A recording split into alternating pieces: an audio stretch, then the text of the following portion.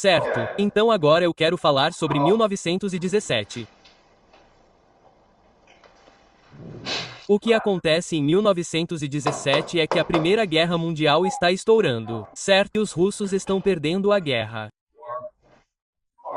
O Tsar, Nicolas I, abdica e agora você tem um governo democrático na Rússia. Mas então os bolcheviques são uma facção comunista extrema. Eles lançaram a Revolução de Outubro. Então, basicamente, eles tomam o poder para si mesmos e depois fazem eleições, como você pode ver nesta eleição. Os bolcheviques, embora tenham tomado o poder, não são tão populares quanto os socialistas. Certo, os socialistas vão defender uma mudança mais gradual. Os bolcheviques querem uma mudança radical. Então, você pode ver que 17 milhões de pessoas votaram nos socialistas. Apenas 10 milhões de pessoas votaram nos BVS, embora os BVS controlassem o governo. Certo? E também veja isso. No final das contas, eles obtiveram apenas 23% do voto popular. Certo? Então, eles não são uma facção popular. Eles são uma minoria. Certo? Mas isso dá início à Guerra Civil.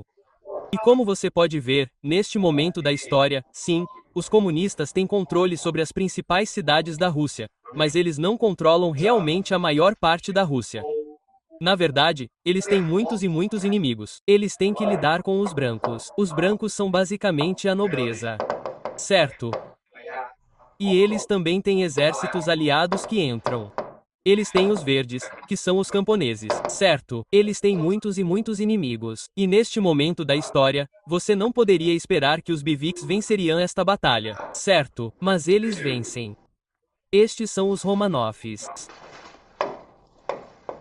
Os Romanovs estão no poder na Rússia há 100 anos. Os Romanovs são amados pelos camponeses e eles próprios fazem parte da tradição ortodoxa. Eles também são parentes da nobreza da Europa, Inglaterra e Alemanha. Tudo bem. Então, este é o Tsar Nicolau I. O Tsar aqui é Nicolau I. E estes são todos os seus parentes. Este é o romano da dinastia. Agora, quando a revolução estourou, você pensaria que eles simplesmente fugiriam para a Europa, certo? Onde seus parentes estão. Eles não fizeram isso. Eles apenas ficaram por perto. Então, a questão é: por que eles ficariam por perto? A resposta é que eles nunca acreditaram que estavam em perigo. Primeiro, eles não podiam esperar que os bolcheviques vencessem, mas também são amados pelos camponeses. Eles fazem parte da tradição da Igreja Ortodoxa e têm parentes que são as pessoas mais poderosas da Europa, incluindo na Inglaterra e na Alemanha, o Kaiser. Então, eles achavam que estavam bem. Mas então algo estranho acontece. Os bolcheviques decidem matar todos eles. Eles exterminam a família Romanov entre 17 e 18. Membros da família Romanov foram assassinados. E você pensa, isso não faz sentido. Por que eles fariam isso? Ao fazer isso, primeiro, você irrita os camponeses, certo? Você coloca os camponeses contra você porque os camponeses amam a família real. Agora você deixa as famílias da Europa irritadas com você porque você mata um parente deles, mas também parece um fanático pela revolução. E aí você irrita os ortodoxos também. Então esses comunistas são fanáticos. Mas vamos supor que eles não sejam fanáticos e vamos supor que eles tinham uma boa razão para fazer isso. Por que eles fariam isso? E a resposta é essa. Os Romanov tinham bilhões e bilhões de dólares em bancos estrangeiros. Na cidade de Londres, em Wall Street, certo, boa parte da riqueza deles, bilhões e bilhões de dólares, está armazenada no exterior. O que acontece se eles morrerem? O que acontece se todos eles morrerem? Esses bilhões agora pertencem aos bancos estrangeiros. Isso é muito dinheiro, cara. E, de fato, foi exatamente isso que aconteceu, quando todos eles morreram e os bancos estrangeiros simplesmente assumiram o controle desse dinheiro. E essa é uma das grandes controvérsias do século XX. O governo da Rússia vem tentando há muito tempo reaver esse dinheiro. E o banco oposto diz: bem, você não é dono desse dinheiro. Quem é dono desse dinheiro são os Romanovs. Então, isso é uma evidência de que os comunistas e os capitalistas são realmente amigos. Eles estão trabalhando juntos. Certo, isso faz sentido, pessoal? Tudo bem. Vamos com que, novamente, os BVICs não são tão populares. Os camponeses estão chateados com eles porque acabaram de matar a família nobre. Não há muitos trabalhadores. Então, como eles podem lutar nessa guerra? Bem, eles lutam essa guerra usando mercenários da China, dos húngaros, certo? Mais de 200 mil desses mercenários. E você fica tipo, espera aí. Como esses caras foram pagos? Os Bushins não têm dinheiro. Como eles estão sendo pagos? Pessoal de Wall Street e a cidade de Londres deram dinheiro ao BOVIX para pagar esses mercenários. Foi Wall Street que pagou por esses mercenários. Por que eles fariam isso? E a resposta é porque os valentões, para retribuir, criaram o terror vermelho. Certo, o terror vermelho é quando os bolcheviques basicamente foram até todas as pessoas ricas da Rússia. A nobreza disse: vocês me dão todo o seu dinheiro ou eu vou acabar com sua filha. Vou matar sua esposa, vou te matar. Certo? E adivinha? Ao fazer isso, eles ganharam muito dinheiro e esse dinheiro foi usado para pagar Wall Street pelos mercenários estrangeiros. Novamente, capitalistas e comunistas trabalham bem juntos. Então você tem os aliados, certo? Então, a Grã-Bretanha, os Estados Unidos, a França e o Japão enviaram esses exércitos enormes para a Rússia e todos pensaram: ok, eles deveriam destruir o comunismo porque eles são capitalistas. Eles têm medo dos comunistas. Mas, na verdade, foi assim que aconteceu. Eles foram cobrar dívidas. A Rússia devia dinheiro a esses países. Os soviéticos, os bolcheviques, pagaram essa dívida. Então, os aliados foram embora e atacaram os brancos. Então, os aliados ajudaram os BVICs e Wall Street deu dinheiro aos BVICs para os mercenários. E foi assim que os bolcheviques venceram a guerra. Isso faz sentido? Tudo bem. Então, capitalistas e comunistas trabalham bem juntos porque têm uma visão de mundo semelhante. Esta é uma passagem de um livro chamado Wall Street e a Revolução Russa, de Richard Spence. Richard Spence é um historiador e ele tinha muita documentação de que Wall Street está realmente financiando os bolcheviques. E ele explica por que isso aconteceu. Ele diz que Wall Street quer destruir a economia russa. Destruir a economia russa porque a Rússia é uma ameaça. E então eles querem roubar as riquezas e os recursos dos russos.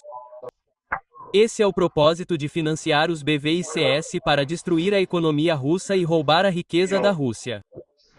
Tudo bem. De 1918 a 1921, os BOVICs reduziram a Rússia a uma economia baseada em escambo e roubo. Os B basicamente roubaram tudo dos ricos, da classe média e dos pobres para financiar sua guerra. Além da oposição ao comércio privado e da destruição do sistema monetário, o regime vermelho embarcou em uma campanha massiva de Lum, saqueando palácios, cofres de bancos, igrejas e museus. Chamamos isso de pilhagem de ativos. Então, basicamente, os bolcheviques destruíram sua própria sociedade para obter dinheiro para financiar esta guerra, a fim de pagar o Wall Street. Eles se apropriaram de todos os valores em que puderam colocar as mãos e esconderam tudo em um novo tesouro estadual. No final de 1921, cerca de US$ 450 milhões em objetos de valor foram sequestrados lá, com mais por vir. Grande parte disso será confiscada no exterior por uma fração de seu valor em moeda forte capitalista. Então, basicamente, os bolcheviques roubaram tudo para financiar a guerra. E no processo, destruindo suas tradições, destruindo suas riquezas, destruindo sua religião, destruindo sua nobreza, tornou a União Soviética muito mais receptiva ao capitalismo. Foi o que aconteceu quando a União Soviética caiu. Tornou-se capitalista. Isso nos mostra que o capitalismo e o comunismo não são inimigos. Eles são parceiros na conquista do mundo. E é disso que se trata o século XX. China é um exemplo interessante porque quando Marx estava examinando o mundo, os dois lugares que ele realmente não considerou foram Rússia e China. E a resposta é porque ambas são agárias agrícolas, ou o que ele chama de feudal. Então, da perspectiva dele, Rússia e China não atingiram um estágio de desenvolvimento que esteja maduro para uma revolução mundial, certo? Para ele, o foco está na Alemanha. E isso faz sentido porque, lembre-se da Grã-Bretanha, Marx está sendo apoiado pela Grã-Bretanha, certo? E a Grã-Bretanha é um grande inimigo da Alemanha. É por isso que a Grã-Bretanha apoiaria Marx porque ele quer, porque Marx está tentando criar uma revolução na Alemanha, que é um grande inimigo da Grã-Bretanha. Faz sentido. Então, para Marx, ele não acha que China e Rússia realmente não importam porque são atrasadas. São agrícolas. Elas têm monarquias. Não se encaixa em seu modelo. Mas aí Lenin veio e disse: não, vocês podem acelerar a revolução. Certo, vocês não precisam nem de camponeses para se tornarem trabalhadores se tiverem um partido para ajudar no processo. Certo, então, essa foi a contribuição de Lenin. E Mali disse: não, vocês nem precisam de trabalhadores, certo? Vocês podem ter um movimento inteiramente de camponeses. E então, uma vez que vocês venceram a revolução, então vocês podem criar a revolução industrial. Então, realmente, se vocês pensarem bem, Mao não estava realmente liderando uma revolução comunista. Ponto era. Vocês sabem, tinha a fachada do comunismo, mas era realmente uma revolta camponesa. Mao não era um grande teórico comunista como Marx ou Lenin. Mao era um comandante militar, certo? Então, ele não era diferente de outros líderes camponeses do passado. Pessoas como Zhang Zhang, certo, da dinastia Ming, essas pessoas. Mas para criar legitimidade, para ter apoio da União Soviética e da Rússia, eles tinham a fachada comunista. E o comunismo também forneceu uma estrutura para a industrialização muito rápida. Então, o que é importante entender é que, nessa época da história, Mao estava tentando trabalhar com os Estados Unidos também. Ele está tentando trabalhar com a União Soviética e os Estados Unidos. Os Estados Unidos queriam apoiar Chiang Kai-shek. Então, quando Mao venceu, basicamente os Estados Unidos fecharam a China, embargaram a China, o que forçou Mao a abraçar totalmente o comunismo. Mas para Mao, o comunismo não era tão importante. O importante é se industrializar muito rapidamente. Industrialização. Para ele, o importante é a industrialização. A outra ideia é a ideia de soberania nacional. Ele realmente não queria ser controlado pela União Soviética. Se a China fosse totalmente comunista, a União Soviética diria: você é nosso irmão mais novo. Para Mao, o que era importante era a soberania nacional. E foi isso que levou à divisão sino-soviética em 1957. Então o capitalismo é a crença de que você pode fechar a sociedade em torno do capital. E isso é uma ameaça direta à velha ordem, que se concentrava na religião, no rei, nos militares. Então o capital é como não vamos nos safar com toda essa complexidade. Vamos apenas fazer do capital a base da sociedade. Agora o que aconteceu é que, quando esses dois sistemas entraram em conflito, os trabalhadores queriam o socialismo, certo? Social-democracia. Então do capitalismo, você teve a social-democracia. Social-democracia é fácil. Acreditamos no capitalismo, mas acreditamos em restrições ao capitalismo. Acreditamos em uma distribuição justa do capital. E isso faz sentido porque, bem, você não pode ter apenas algumas pessoas com todo o dinheiro. Tudo bem. Mas o que aconteceu foi que a social-democracia era uma ameaça tanto à velha ordem quanto ao comunismo. Então, o que eles fizeram no capitalismo da velha ordem foi transformar a social-democracia em comunismo para deslegitimar a social-democracia para torná-la uma ameaça a todos. Para resumir, o capitalismo é apenas uma consequência natural da história. Mas isso entra em conflito com a velha ordem e o capitalismo dará origem à social-democracia. Certo? O que é uma resposta natural ao capitalismo. A social-democracia se torna uma ameaça tanto à velha ordem quanto ao capitalismo. O capitalismo e a velha ordem também estão em conflito um com o outro. Então, o que eles fazem é conspirar para criar o comunismo. Nos primeiros dias, o comunismo era apoiado tanto pela nobreza quanto pelos capitalistas, mas por razões diferentes. E então o que acontece é que, por causa desse apoio, o comunismo se torna muito mais extremo, o que leva ao sensacionalismo, ou à revolução. Faz sentido como o sistema funcionou? Então, não podemos dizer, ok, bem, todos eles tinham esse plano. Não, na verdade é muito mais orgânico, muito mais confuso do que isso. No começo, eles tinham o comunismo apenas como um escopo. Ok, o que levou ao surgimento do comunismo em todos os lugares, incluindo na China. Ok. Então, em 1917, a Revolução de Outubro de 1917. Foi uma aposta ousada e funcionou por causa da ganância dos capitalistas. Mas quando deu certo, quando o comunismo foi estabelecido na União Soviética, mudou a maneira como as pessoas viam o mundo e elas pensaram que agora o comunismo era possível em qualquer lugar, incluindo na China. Isso faz sentido? Os Estados Unidos estão prestes a atacar o Irã em breve. Os Estados Unidos vão dominar a Groenlândia e o Canadá. Centrem-se em se manter atualizados sobre os eventos atuais. Tudo bem. Sim. Vejo vocês depois do intervalo.